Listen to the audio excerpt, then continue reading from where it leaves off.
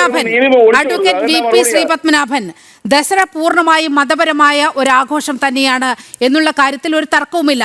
അവിടെ ബാനു മുഷ്താഖ് എന്ന് പറയുന്ന എഴുത്തുകാരി, ആ എഴുത്തുകാരിയെ സംബന്ധിച്ചിടത്തോളം അവർ പ്രഗത്ഭയായിരിക്കാം, അവർക്ക് ഒരുപാട് വ്യക്തിത്വ ഗുണങ്ങൾ ഉണ്ടായിരിക്കാം. പക്ഷേ ഹൈന്ദവ വിഭാഗം ആഘോഷിക്കുന്ന ദസറയിൽ ഉദ്ഘാടനം ചെയ്യാൻ, ദസറ ആഘോഷം ഉദ്ഘാടനം ചെയ്യാൻ ഇവരാരാണ് എന്നുള്ള ചോദ്യം ഈ രാജ്യത്തെ ഹൈന്ദവ ജനത ഉയർത്തിയാൽ അതിനെ തെറ്റു പറയാൻ കഴിയുമോ? അതിന് ഉത്തരം പറയുന്നതിന് മുന്നേ, ഹലോ കേൾക്കുന്നുണ്ടല്ലോ? കേൾക്കാം. ഞാൻ ഒരു അദ്ദേഹം പറഞ്ഞല്ലോ, BJP നേതാക്കന്മാരെ മക്കളൊക്കെ വിദേശത്താണ് പഠിക്കുന്നത്. BJP നേതാവ് പീയൂഷ് ഗോയല് ഗുജറാത്തിലെ കുട്ടികളൊക്കെ ഗുജറാത്തി മാത്രം പഠിച്ചാൽ മതി എന്ന് പറയുന്ന ആളല്ല.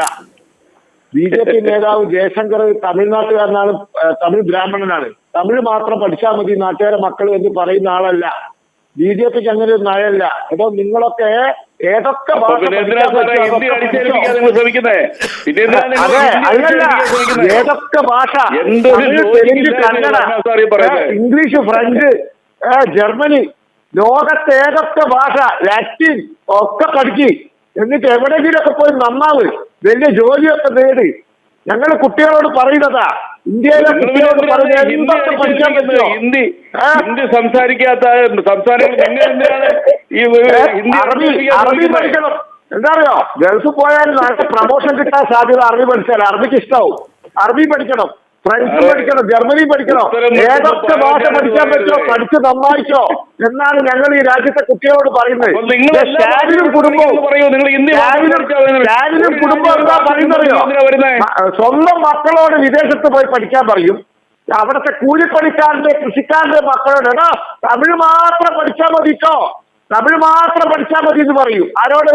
തമിഴ്നാട്ടിലെ സാധാരണക്കാരന്റെ മക്കളോട്. സ്വന്തം മക്കളെ വിദേശത്ത് പറഞ്ഞു വയ്ക്കും. ഈ ഉദാഹരണം ഞങ്ങൾക്കില്ല. ഞങ്ങൾ പറഞ്ഞ എല്ലാവരും കിട്ടുന്നത്ര ഭാഷ പഠിച്ചോ, എവിടെയെങ്കിലും പോയി നന്നായിക്കോ എന്ന് പറയുന്നവരാ ഞങ്ങള്. അതാ വ്യത്യാസം. പിന്നെ താങ്കൾ പറഞ്ഞ ദസറയുടെ കാര്യം നോക്കൂ. ദസറ ഉദ്ഘാടനം ചെയ്യാൻ മുസ്ലിം സ്ത്രീയെ വിളിച്ചത് മുസ്ലിം വോട്ട് പീഡിപ്പിക്കാൻ വേണ്ടിയാ. കാരണം അറിയോ, ഈ ദസറ നടക്കുന്ന മൈസൂരിലാണ് കോടിക്കണക്കിന് റുപ്യയുടെ അഴിമതി സിദ്ധരാമയ്യ നടത്തിയത്. ഈ ദസറ നടക്കുന്ന Mysore development authority, Mysore urban development authority MUDA, ആ മൂടയെ കൊണ്ടാണ് സ്വന്തം ഭാര്യന്റെ അനിയനും സർക്കാരിന്റെ ഭൂമി തട്ടിയെടുത്തതിന് ശേഷം അത് ഈ മൂടനെ കൊണ്ട് ഏറ്റെടുപ്പിച്ചിട്ട് ഇപ്പൊ കേസ് പ്രതിയാ. അപ്പൊ ഇതൊക്കെ നാണം കെട്ട് കിടക്കുകയാണ് സിദ്ധരാമയ്യ. നാണം കെട്ട് കിടക്കുകയാണ് സിദ്ധരാമയ്യ. അതുകൊണ്ട് കുറച്ച് മുസ്ലിം വോട്ട് കിട്ടും. ബാനു മുഷ്താഖിനെ കൊണ്ടുവന്ന കുറച്ച് മുസ്ലിം വോട്ട് കിട്ടുന്നുള്ള, ഞാൻ പറഞ്ഞില്ലേ, മൂന്നാംകട രാഷ്ട്രീയക്കാരന്റെ തട്ടിപ്പ് മാത്രമാണ് ഈ എന്താ പറയാ, ദസറേന്റെ പേരിൽ തട്ടിപ്പാണ്. ദസറേന്റെ പേരിൽ തട്ടിപ്പ് നടത്തുക. ഒരു മറുപടി പറഞ്ഞോട്ടെ മറുപടി. സിദ്ധരാമയ്യയുടെ പേര് പറഞ്ഞല്ലോ. സിദ്ധരാമയ്യയുടെ ഞങ്ങളുടെ രാഷ്ട്രീയമായിട്ട് ഒരു ബന്ധമില്ലാത്തല്ലോ. എങ്കിലും ഒരു കാര്യം പറയാം, അത് തൊട്ട് മുമ്പ് നിങ്ങൾ 5 കൊല്ലം ഭരിച്ചു, അന്നൊരു മുഖ്യമന്ത്രി ഉണ്ടായിരുന്നു. പേര് ഞാൻ പറയണ്ടല്ലോ. അയാളുടെ അവസ്ഥ എന്താ? 600 കോടി രൂപയുടെ ആരോപണം. അതുകൂടാതെ തന്റെ ഓഫീസിൽ വന്നൊരു പെൺകുട്ടിയെ ബലാത്സംഗം ചെയ്തതിന്റെ പേര് ജാമ്യത്തിലാണ്. അതുകൂടാതെ ആദ്യ ഭാര്യ മരിച്ചു പോയത് എങ്ങനെയാ?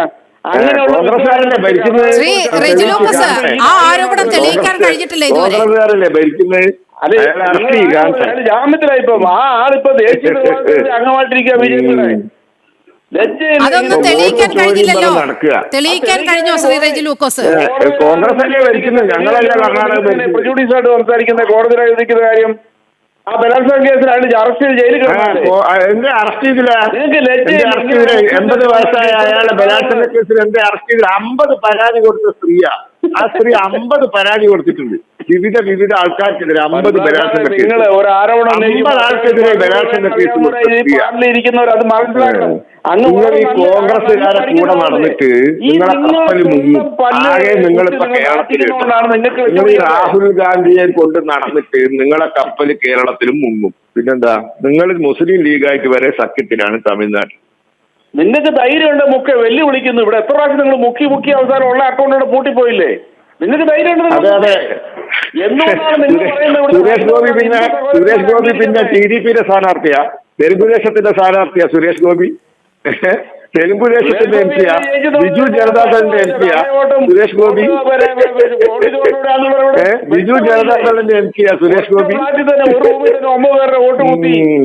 ആകെ 3 സീറ്റുകൾ, 2 തമിഴ്നാട്ടിലാ. അതിനാണ് ഈ ഉടായ്പിലൊക്കെ കൂട്ടുനിൽക്കുന്നത്. കേരളത്തിന്റെ എല്ലാ കള്ളക്കടത്തിനും നിങ്ങൾ കൂട്ടുനിൽക്കുന്നത്.